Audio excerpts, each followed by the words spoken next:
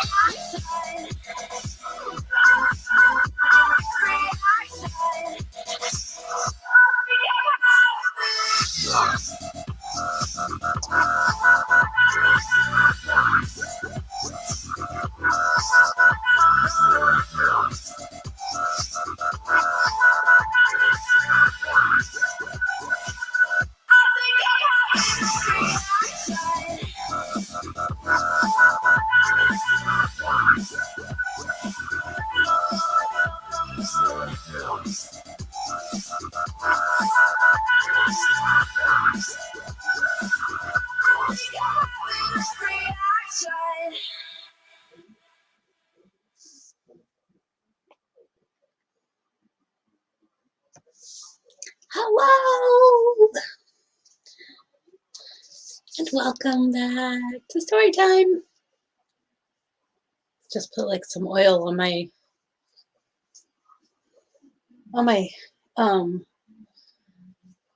what are these? On my hands. Jeez. And now my hands are all oily. So, you know, that's where I am in life. Hello to Kirk and Supinelli. Good to see you both. So what's happening out there in the world? Let me see. What have I got going on? Us bears are having a meetup this weekend. Let me get the info for y'all. It's our monthly meetup. At the RAC in Lacey, which is the Regional Athletic Complex. Starts at 12 p.m. and then I will be doing a tie-dye table. So you can get a tie-dye shirt. That would be $5. Unless you bring your own item of clothing, then there's no charge. The charge is just for the shirts that I'm going to buy, basically. We're also going to have a crash course in tape measures, barter and trade, grilling, chess and games, and then cleanup.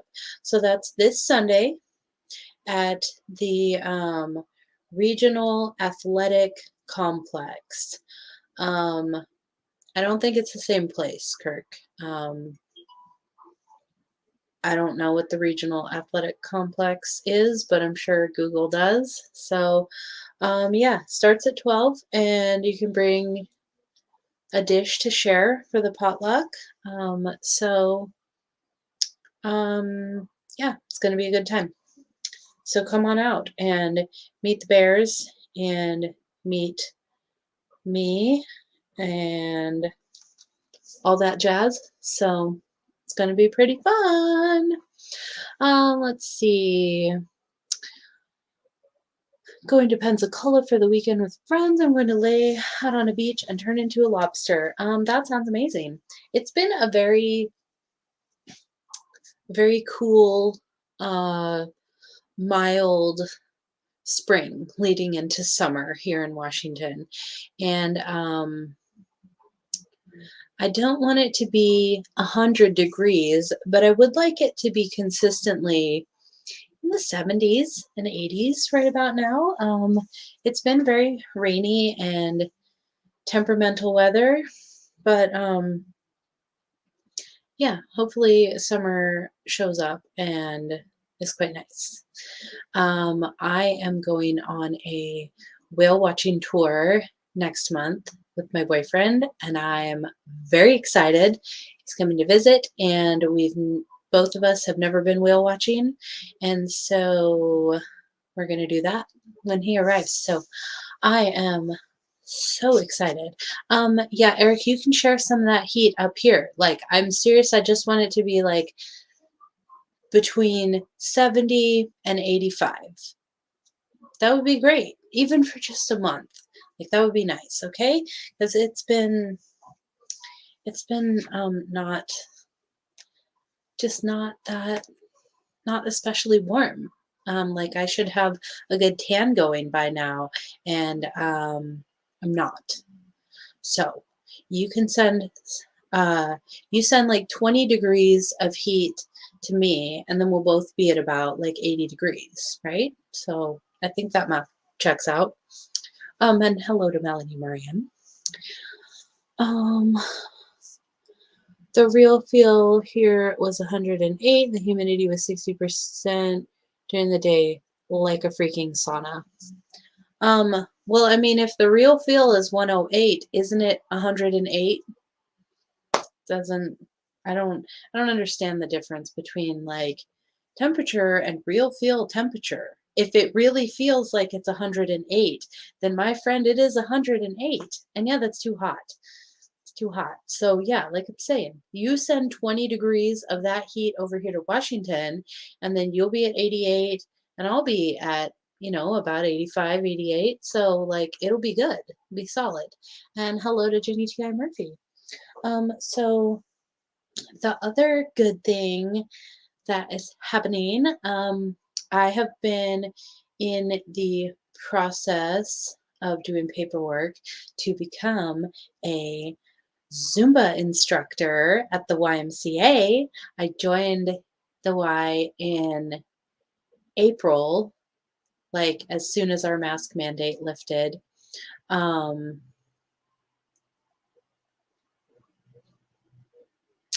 yeah, I don't want humidity. No, no, humidity is terrible. But if it feels like it's 108, then it's 108. That's just, I will not be convinced otherwise. So whatever. But yeah, humidity is awful. Super terrible. Not a fan. I just want like normal, just warmth. Because I don't like wearing shoes and socks. Like, I hate it. I just want to wear my Crocs at work and have like comfortable feet. Yeah. But anyway, so I have been in the process of becoming a Zumba instructor. I got certified in 2019, and then didn't do anything with it because I needed to learn Zumba basically, and then 2020 hit, and all the gyms were closed for the next 2 years, and then when they reopened, they had masks. So as soon as Washington lifted its mask mandate, I joined the gym in April. And then I found out that they had Zumba classes on Tuesdays and Thursdays, and they have it on Saturday, but I haven't been going to the Saturday ones. But anyway, so I've been doing Zumba. Well, I did it a ton at home to um, learn a bunch of dances and get comfortable with it and all that. So, but now I've been going Tuesdays and Thursdays at the gym, and then I found out that one of my instructors was leaving. She moved to New Zealand to finish school. The second instructor, um, she got a second job, and so she has only been doing Saturday classes. And so the third instructor, she is pretty new, but she's picking it up really well. She's been doing a couple classes on her own these last couple weeks, and she's doing really well with it. Well, I'm in the like final stages of my paperwork, and yesterday I got to class, and Morgan did not show up. She was running late. I don't know what happened, whatever. Well, the manager came over and asked me if I felt comfortable teaching, because if I said no, we would have had to cancel class, and all 8 of us who were there waiting would not have got to Zumba. So I said, sure, let's do it. And I had never taught a class, but I did I did a few of the songs that we have been doing in class, and then I did a few new songs, and everyone had a blast. We got to do Zumba. It wasn't canceled, and I taught all by my little self, and everyone just was really encouraging and really just really happy that we didn't have to cancel class. And so I feel like it was amazing to do it that way, because I just like jumped in and broke the ice on teaching my first class. So now my first class nerves are they're done already. And so now I have one class under my belt that I have taught. And it was fantastic. So I'm very excited to embark on my new journey. I love Zumba so much, and I'm just so excited to share it with other people. So I think that's about all that is happening right now. I will be on vacation next month, and yeah, my boyfriend is coming to visit, and we're going whale watching, and then just staying in like a cute little town in a nice Airbnb, and I'm gonna enjoy vacation. So very excited. Lots of good things are going on right now. Awesome stuff. It feels good to be just crushing so hard. So, y'all are still talking about the heat. Funny. So, if you don't know, I'm Dottie, and I've been reading the Chronicles of Narnia.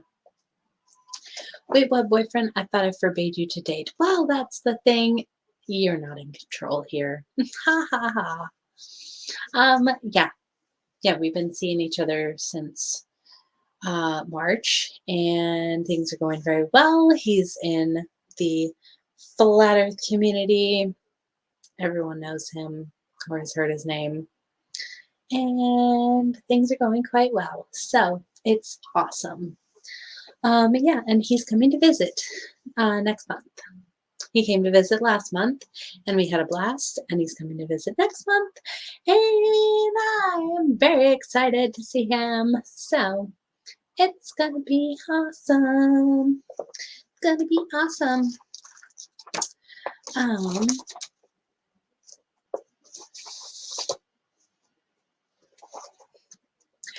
well, I mean, now that you're all demanding that I tell you, I think I'm gonna not.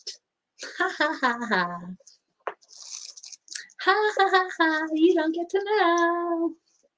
I mean, you would know though if you're on my Facebook because or on my Instagram because I have posted pictures of him and he does have a name.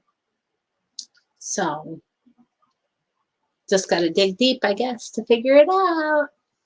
Haha, I get to keep the secret. He's all mine, and I'm not sharing. Um, your Facebook, I'm gonna go see right now.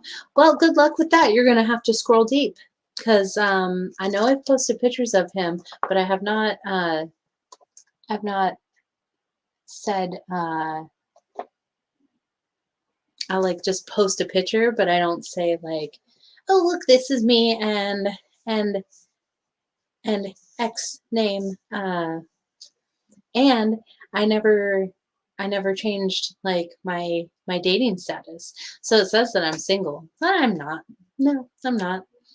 So we're not Facebook official, which I guess in the internet world means we're not official at all. But I don't care.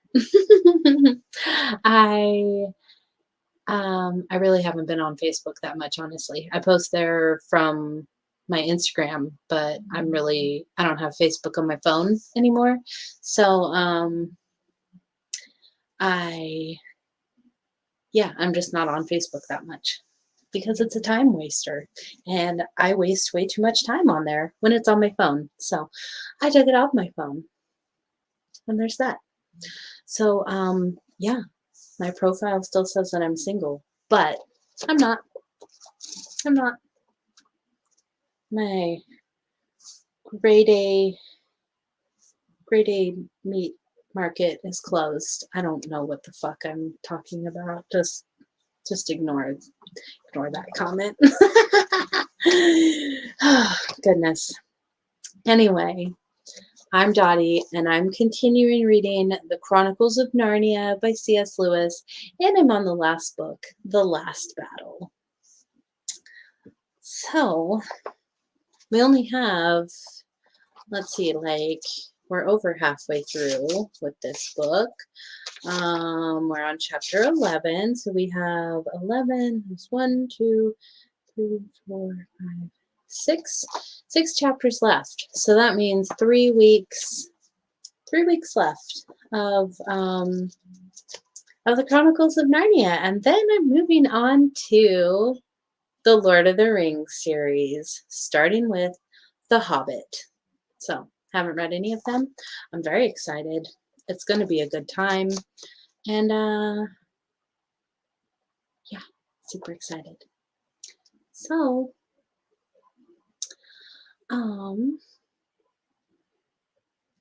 Sue Finelli, I've seen the pictures on Facebook and Instagram. Yep, Eric dug deep, figured it out. Ace McLeod, that's right. Shout out to Ace McLeod for putting up with crazy old me. Yes, it's going quite well, and it's awesome. So, yeah, we're on chapter Ace McLeod. I'm not familiar. Well, I guess not everybody knows everybody, so he's not really in chats much. And if he is, he's normally on his other account, which is Fefe the Penguin. Now that we're talking about him, he's probably going to end up jumping in chat any moment now. Please think of Ace Ventura. I mean, it's close enough. It's close enough. There's only one ace in the world. Even though there's only one ace in Dottie's world. Ah! Oh my gosh.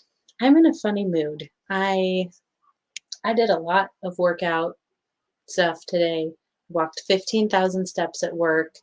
I did leg day and then I did Zumba at home. And so I'm just like soaring on endorphins, apparently. So, um, continuing with the last battle, chapter 11, the pace quickens. Quick as lightning, Rishta Tarkin leaped back out of reach of the king's sword. He was no coward and would have fought single-handed against Tyrion and the dwarf if need were, but he could not take on the eagle and the unicorn as well. He knew how eagles can fly into your face and peck at your eyes and blind you with their wings. And he had heard from his father, who had met Narnians in battle, that no man, except with arrows or a long spear, can match a unicorn. For it rears on its hind legs and it falls upon you, and then you have its hoofs and its horn and its teeth to deal with all at once. So he rushed into the crowd and stood calling out.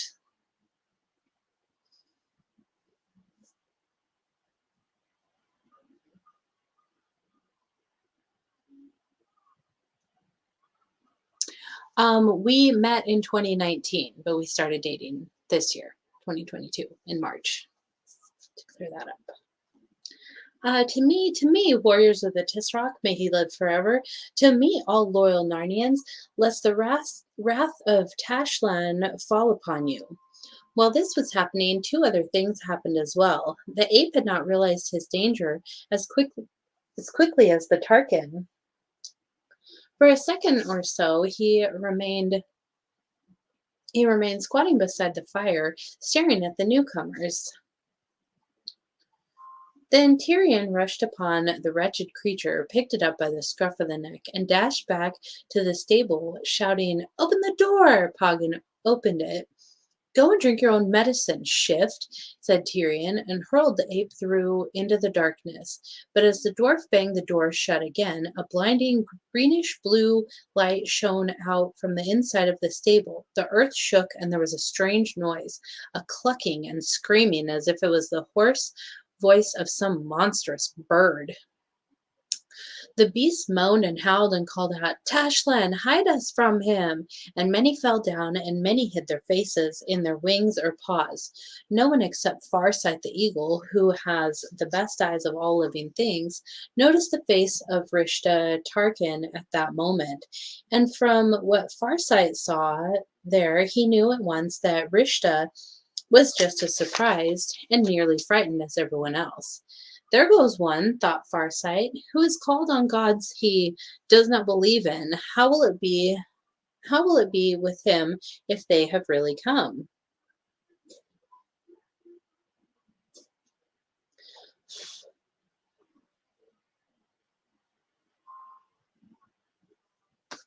The third thing, which also happened at the same moment, was the only really beautiful thing that night.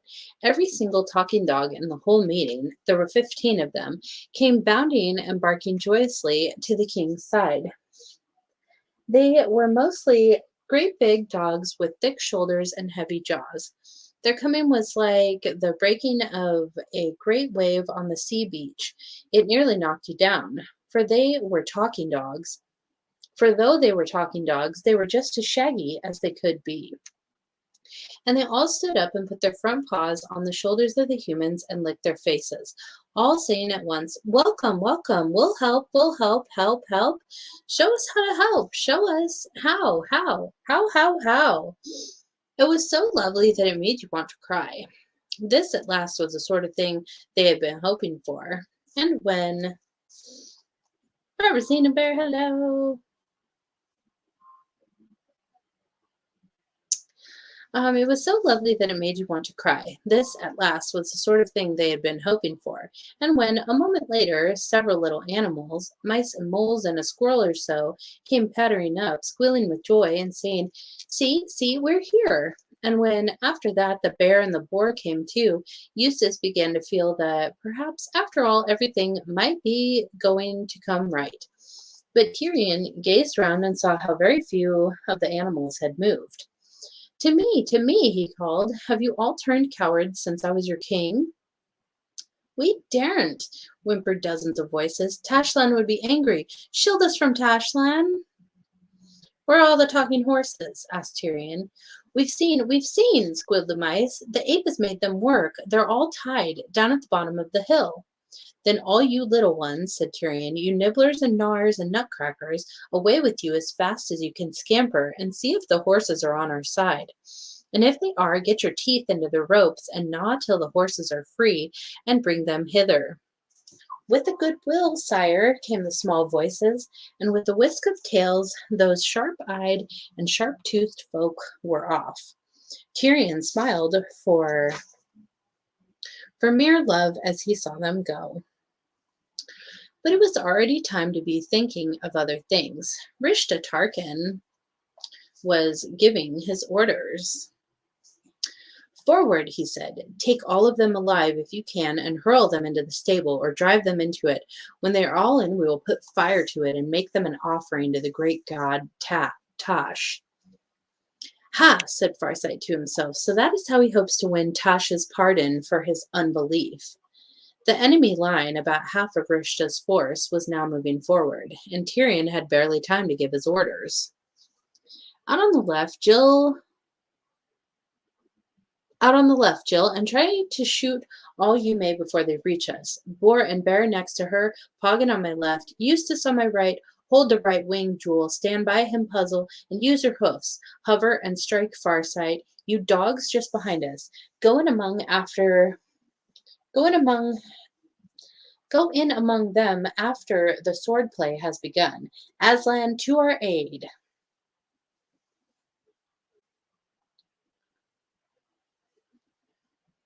Eustace stood with his heart beating terribly, hoping and hoping that he would be brave. He had never seen anything, though he had seen both a dragon and a sea serpent, that made his blood run so cold as that line of dark-faced, bright-eyed men.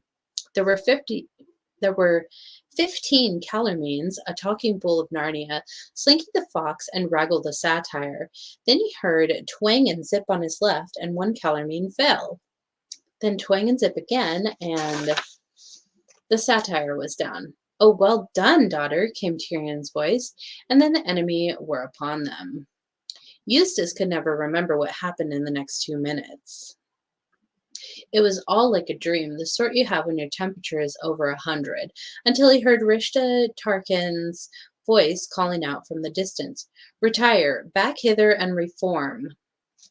Bye, Eric. Then Eustace came to his senses and saw the Calormenes scampering back to their friends, but not all of them.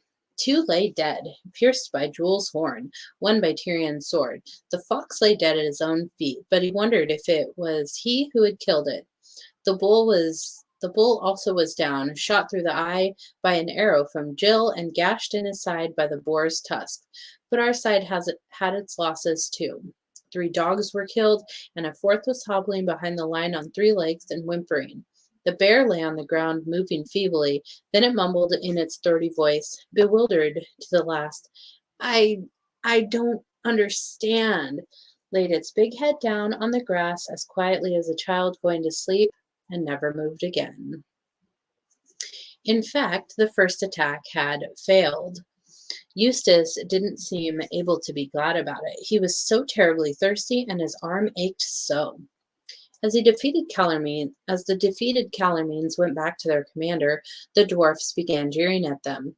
Had enough, darkies, they yelled. Don't you like it? Why doesn't your great Tarkin go and fight himself instead of sending you to be killed? Poor darkies.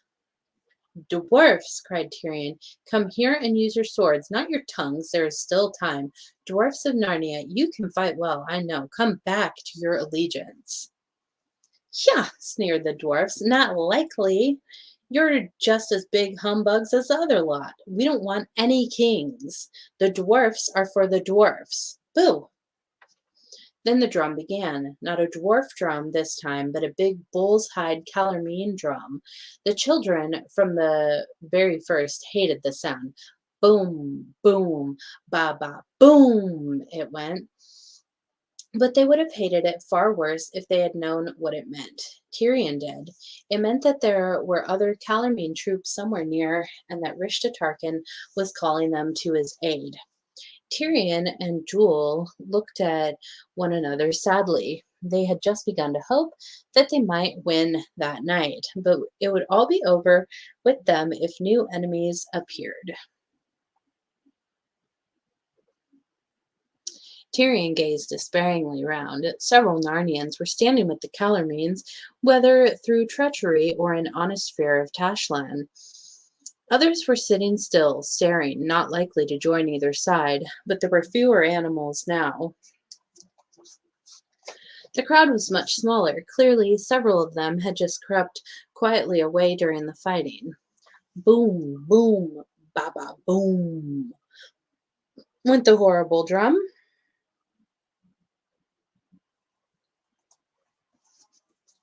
Then another sound began to mix with it. Listen, said Jewel, and then look, said Farsight. A moment later, there was no doubt what it was. With the thunder of hoofs, with tossing heads, widened nostrils, and waving manes, over a score of talking horses of Narnia came charging up the hill. The gnawers and nibblers had done their work.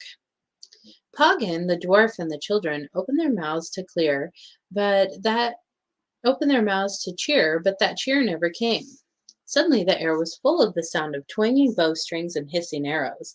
It was the dwarfs who were shooting, and for a moment Jill could hardly believe her eyes. They were shooting the horses. Dwarfs are deadly archers. Horse after horse rolled over. Not one of those noble beasts ever reached the king. Little swine! Shrieked Eustace, dancing in his rage. Dirty, filthy, treacherous little brutes. Even Jewel said, Shall I run after those dwarfs, sire, and spit 10 of them on my horn at each plunge? But Tyrion, with his face as stern as stone, said, Stand fast, Jewel, if you must weep, sweetheart. This was to Jill. Turn your face aside and see you wet not your bowstring. And peace, Eustace. Do not scold like a kitchen girl. No warrior scolds. Courteous words or else hard knocks are his only language. But the dwarfs jeered back at Eustace. That was a surprise for you, little boy. Ah, thought we were on your side, did you? No fear. We don't want any talking horses. We don't want you to win any more than the other gang. You can't take us in. The dwarfs are for the dwarfs. Rishta Tarkin was still talking to his men, doubtless making arrangements for the next attack, and probably wishing he had sent his whole force into the first. The drum boomed on. Then, to their horror, Tyrion and his friends heard, far fainter, as if from a long way off, an answering drum. Another body of Calormenes had heard Rishta's signal and were coming to support him. You would not have known from Tyrion's face that he had now given up all hope. Listen, he whispered in a matter-of-fact voice. We must attack now before yonder miscreants are strengthened by their friends. Bethink you, sire, said Poggin, that here we have the good wooden wall of the stable at our backs. If we advance, shall we not be encircled and get sword points between our shoulders? I would say as you do, dwarf, said Tyrion. Were it not their very plan to force us into the stable, the further we are from its deadly door, the better. The king is right, said Farsight, away from this accursed stable, and whatever goblin lives inside it, at all costs. Yes, do let's, said Eustace. I'm coming to hate the very sight of it. Good, said Tyrion. Now look yonder to our left. You see a great rock that gleams white like marble in the firelight. First we will fall upon those Calormenes. You, maiden, shall move out on our left and shoot as fast as you ever may into their ranks. And you, eagle, let fly at their faces from the right. Meanwhile, we others will be charging them. When we are so close, Jill, that you can no longer shoot at them for fear of striking us, go back to the White Rock and wait. You others keep your ears wide even in the fighting. We must put them to flight in a few minutes or else not at all. For we are fewer than they. As soon as I call back, then rush to join Jill at the White Rock, where we shall have protection behind it and can breathe a while. Now, be off, Jill. Feeling terribly alone, Jill ran out about 20 feet, put her right leg back and her left leg forward, and set an arrow to her string. She wished her hands were not shaking so. That's a rotten shot, she said as her first arrow sped toward the enemy and flew over their heads.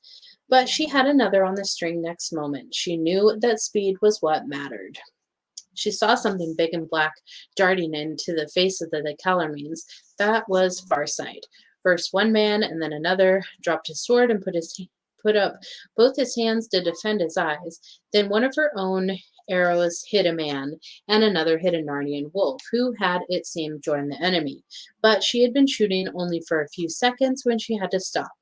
With a flash of swords and of the boar's tusks and Jewel's horn, and with deep baying from the dogs, Tyrion and his party were rushing on their enemies like men in 100 yards race.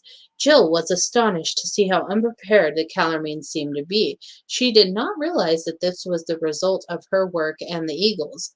Very few troops can keep on looking steadily to the front if they are getting arrows in their faces from one side and being pecked by an eagle on the other. "Oh, well done!" shouted Jill. The king's party were cutting their way right into the enemy. The unicorn was tossing men as you'd toss hay on a fork.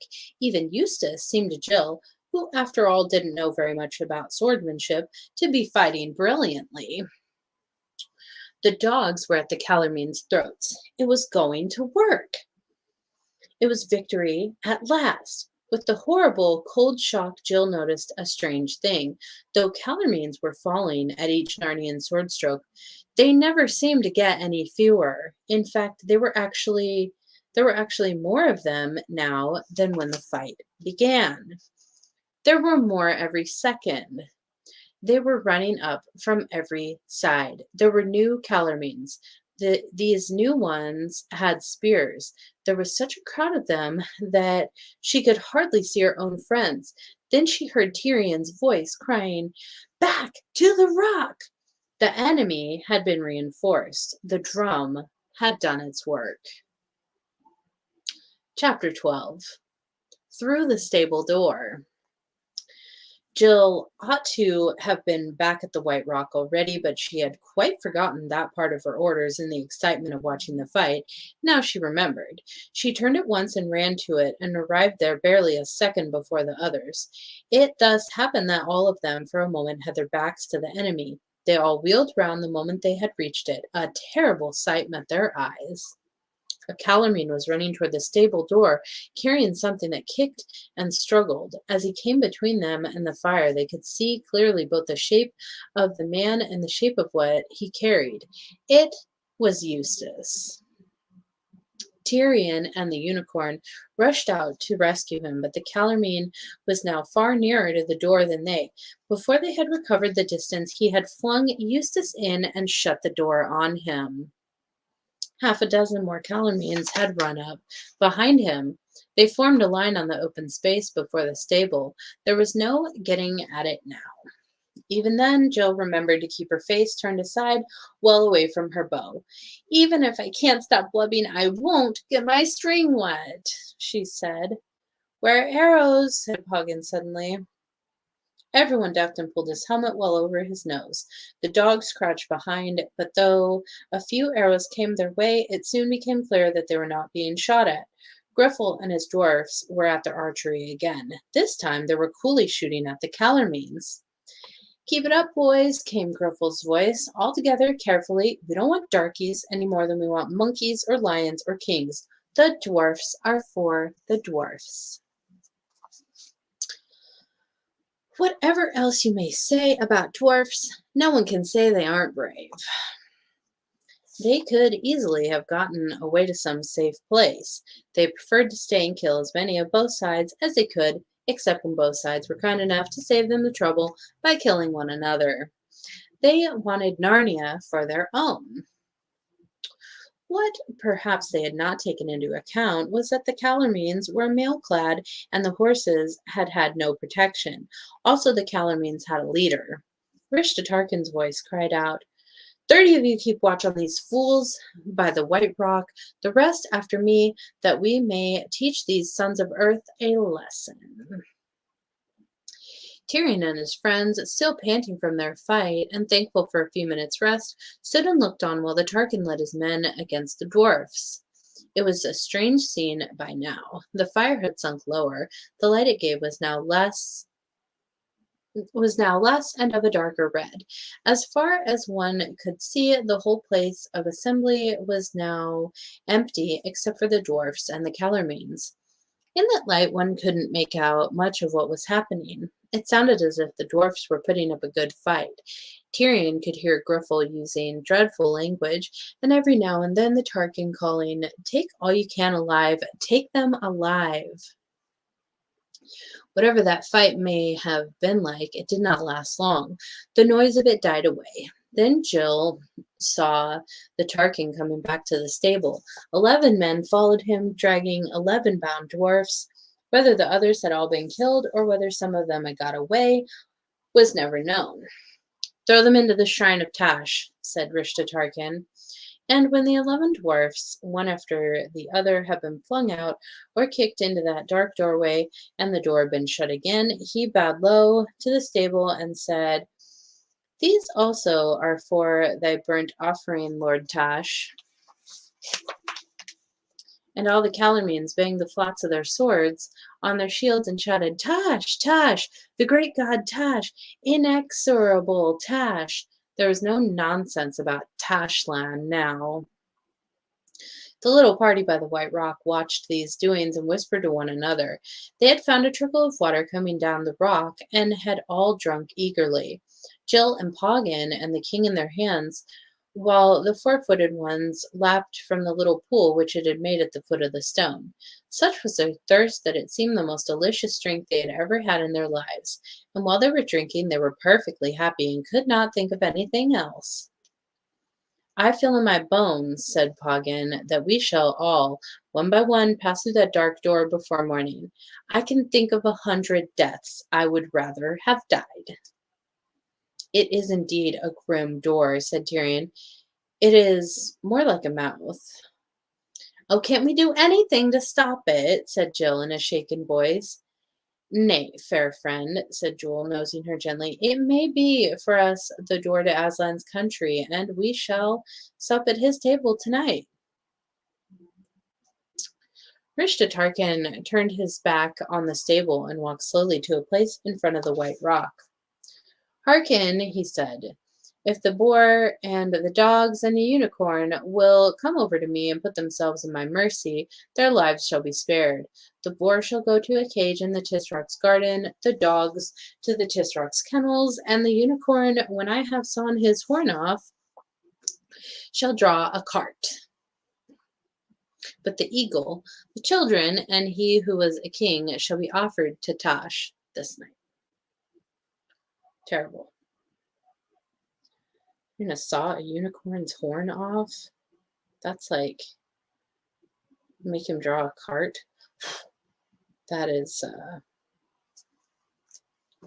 that's just I have no words for how terrible that is. The answer was only growls. "Get on, warriors," said the Tarkin. "Kill the beasts, but take the two-legged ones alive." And then the last battle of the last king of Narnia began. What made it hopeless, even apart from the numbers of the enemy, was the spears. The Calormenes, who had been with the ape almost from the beginning, had had no spears. That was because they had come into Narnia by ones and twos, pretending to be peaceful merchants, and of course they had carried no spears, for a spear is not a thing you can hide. The new ones must have come in later, after the ape was already strong and they could march openly. The spears made all the difference. With a long spear, you can kill a boar before you're in reach of his tusks, and a unicorn before you are in reach of his horn, if you're very quick and keep your head. And now the leveled spears were closing in on Tyrion and his last friends. Next minute, they were all fighting for their lives. Yeah, this battle is something else. It's I don't remember how this story ends, honestly.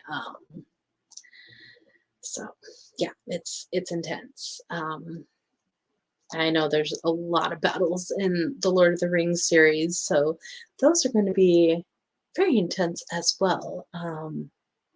I don't I yeah, I don't even know. In a way, it wasn't quite so bad as you might think. When you're using every muscle to the full, ducking under a spear point here, leaping over it there, lunging forward, drawing back, wheeling round, you haven't much time to feel either frightened or sad. Tyrion knew he could do nothing for the others now. They were all doomed together. He vaguely saw the boar go down on one side of him and Jewel fighting furiously on the other. Out of the corner of one eye, he saw, but only just saw, a big Calormene pulling Jill away somewhere by her hair. But he hardly thought about any of those things. His only thought was now to sell his life as dearly as he could. The worst of it was that he couldn't keep to the position in which he had started, under the White Rock. A man who is fighting a dozen enemies at once must take his chances wherever he can, must dart in wherever he sees an enemy's breast or neck unguarded. In a very few strokes, this may get you quite a distance from the spot where you began. Tyrion soon found that he was getting further and further to the right, nearer to the stable. He had a vague idea in his mind that there was some good reason for keeping away from it. But he couldn't remember now what the reason was, and anyway, he couldn't help it.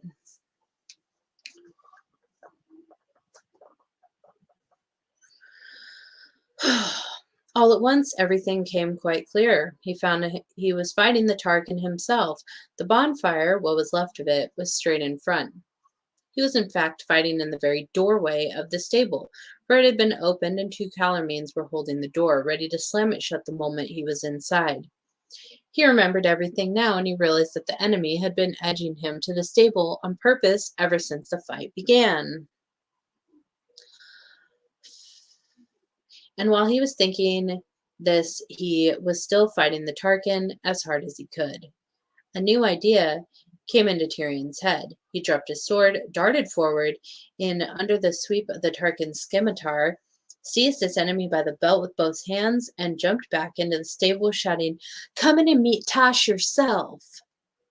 There was a deafening noise as when the ape had been flung in. The earth shook and there was a blinding light. The Calormene soldiers outside screamed, "Tash! Tash!" and banged the door. If Tash wanted their own captain, Tash must have him. They, at any rate, did not want to meet Tash. It's so stressful. Oh, can't handle it. Like I'm sweating. For a moment or two, Tyrion did not know where he was or even who he was. Then he steadied himself, blinked, and looked around. It was not dark inside the stable, as he had expected. He was in strong light. That was why he was blinking. He turned to look at Rishta Tarkin, but Rishta was not looking at him. Rishta gave a great wail and pointed. Then he put his hands before his face and fell flat, face downward on the ground. Tyrion looked in the direction where the Tarkin had pointed, and then he understood. A terrible figure was coming toward them. It was far smaller than the shape they had seen from the tower, though still much bigger than a man. And it was the same. It had a vulture's head and 4 arms. Its beak was open and its eyes blazed. A croaking voice came from its beak. Look at that. Look at that guy.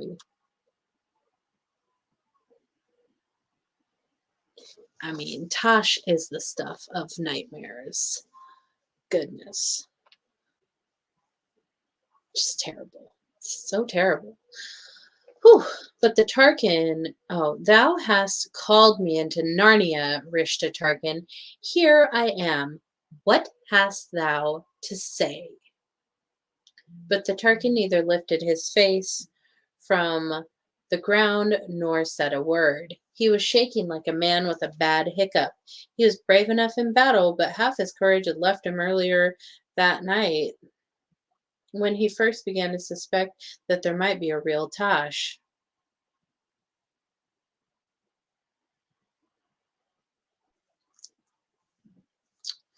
The rest of it had left him now. With a sudden jerk, like a hen stooping to pick up a worm, Tush pounced on the miserable Rishta and tucked him under the upper of his two right arms. Then Tush turned his head sideways to fix Tyrion with one of his terrible eyes, for of course, having a bird's head, he couldn't look at you straight. Ooh. But immediately from behind Tush, strong and calm as the summer sea, a voice said, "Be gone, monster, and take your lawful prey to your own place, in the name of Aslan and Aslan's great father, the Emperor over the sea."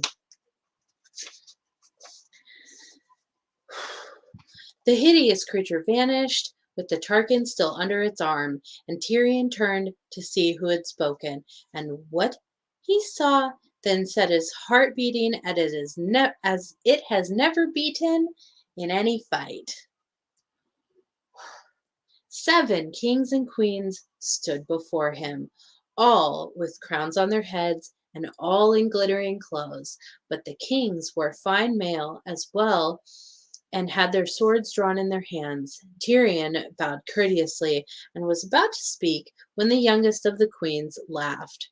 He stared hard at her face, then gasped with amazement, for he knew her. It was Jill, but not Jill as he had seen her, with her face all dirt and tears and an old drill dress half slipping off one shoulder.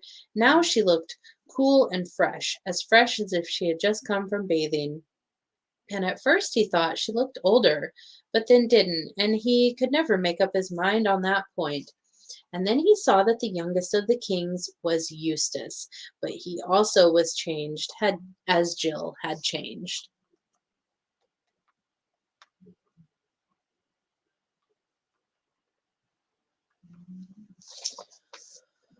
Tyrion suddenly felt awkward about coming among these people with blood and dust and sweat of a battle still on him. Next moment, he realized that he was not in that state at all. He was fresh and cool and clean, and dressed in such clothes as he would have worn for a great feast at Cair Paravel. But in Narnia, your good clothes were never your uncomfortable ones. They knew how to make things that felt beautiful as well as looking beautiful in Narnia. There was no such thing as starch or flannel or elastic to be found from one end of the country to the other. "Sire," said Jill, coming forward and making a beautiful curtsy, "let me make you known to Peter, the High King over all kings in Narnia." Oh, Peter, he came back. Oh man. Tyrion had no need to ask which was the High King, for he remembered his face, though here it was far nobler from his dream. He stepped forward, sank on one knee, and kissed Peter's hand. "High King," he said, "you are welcome to me." And the High King raised him and kissed him on both cheeks, as a High King should. Then he led him to the eldest of the queens, but even she was not old, and there were no gray hairs on her head and no wrinkles on her cheek, and said, "Sir, this is that Lady Polly who came into Narnia on the first day, when Aslan made the trees grow and the beasts talk. He brought him next to a man whose golden beard flowed over his breast and whose face was full of wisdom. And this," he said, "is the Lord Diggory, who was with her on that day. And this is my brother, King Edmund. And this is my sister, the Queen Lucy." Oh, my heart. Oh my gosh. I'm like ecstatic. I, oh, I like forgot what happened in this story. Oh, it's so good.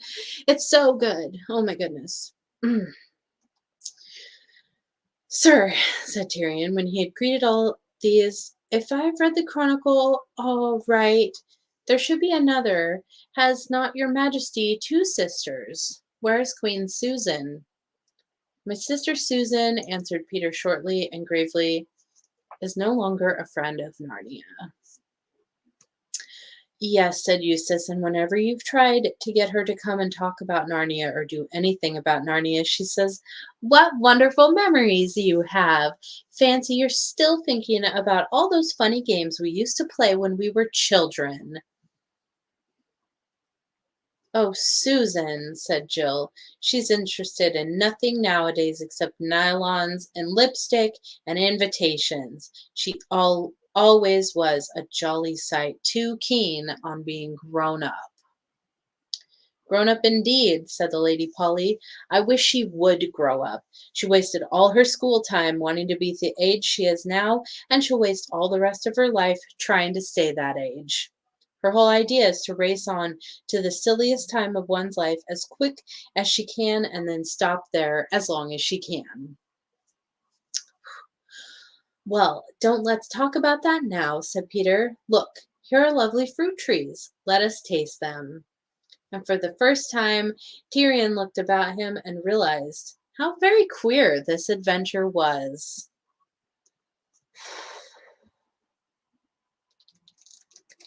Wow, I mean, that's crazy. That, oh, it feels like that could be the end of the book. Um, Peter the High King. Oh, he's back. Oh, so beautiful. Um, so we still have 4 more chapters to go. I literally have no idea what happens. I can't remember at all what happens in this story. Oh, I can't believe Peter and Edmund, and Lucy, Diggory and Polly. Oh, they're all back. It's so good. So good. Just like such a good story. Just amazing. Amazing. I just love it. I love it so much. Love it. Love these stories. They're so good. So excited to read The Lord of the Rings. Those are even more just great stories. They're just fantastic stories about the toils of good and evil and just wonderful. Love it. So that was the end of our 2 chapters. We still have 4 to go. So let me look at the calendar. Am I going to be able to? I think I'll be able to finish them. Oh, yes, yes. So I will be finishing this book and this series. Um, we'll have 2 more chapters next week on the 22nd, and then our final 2 chapters of this book and this series will be on the 29th, which is perfect because then I will be on vacation the following week, and so I won't be doing story time. But when I come back from that, we'll be starting a new series. But wow, what a journey it has been. I think it was 2020. It might have been, yeah, I think it was 2020 when I started doing story time. So wow, what a journey it has been. Amazing.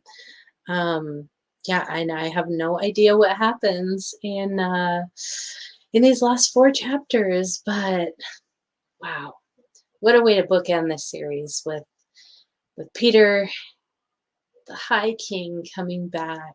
Um, just so good, so good. I've enjoyed reading these so much. I mean, The Voyage of the Dawn Treader has always been one of my absolute favorites. That probably is still my top favorite, but man, they're all so good. They're all so good in different ways. I mean, I love so much the magician's nephew, and Aslan comes and creates the whole world. I love it. I love the silver chair. Prince Caspian is rescued from the enchantment. The horse and his boy, so good. Like so many good ones. They're all such good stories. I mean, even on their own, they're an amazing story, but taken as a whole, definitely one of my most favorite series. Wow, just so good, so powerful, and so true. I'm sure I'll cry at the end of this one. Cried at the ends of a couple of them. I know I cried during The Lion, the Witch, and the Wardrobe. I cried during the Silver Chair. Cried during a couple of them because they just ring so true. Wow, what a journey it's been. Anyway, we have 4 chapters left, so I'll be back next week for another 2. We'll be finishing off the series at the end of this month. Definitely bittersweet, but I'm enjoying it so much. And I thank you all so much for joining me on this journey through Narnia. It has been truly amazing, really a blessing to share it with you all. So hope you all have enjoyed it, and I will be back on Monday. I'll be doing another live painting stream, so you can come and watch me paint maybe some happy little trees or some happy little clouds, or I think I'm going to be doing a skyline painting that was requested. I did my last painting stream. So yeah, I think I'm going to be doing a cityscape skyline painting. I'm not sure. We'll see what people are requesting, but that'll be on Monday at 4:30. So stay tuned. So thank you so much, Barbara and Sue and Kirk, and Eric was here. Jenny T. Murphy was here. Thank you all so much for being here and enjoying story time with me. David Harbor, hello. Thank you so much. If you missed the stream, obviously you can watch it on the replay. If you missed the other books, I have them in playlists. Start at The Magician's Nephew, and then The Lion, the Witch, and the Wardrobe, The Horse and His Boy, Magician's Nephew, Lion, the Witch, and the Wardrobe, Horse and His Boy, Prince Caspian, The Voyage of the Dawn Treader, The Silver Chair, and now The Last Battle. They're all in playlists. So you can just start at the beginning and listen to all of them, listen to the whole story. It's been such a beautiful journey so far. So I thank you all so much for being here. I will see you on Monday for my painting stream, and I will see you Wednesday for more story time. So much love, and I'll see you on the flat side, guys and gals. Bye.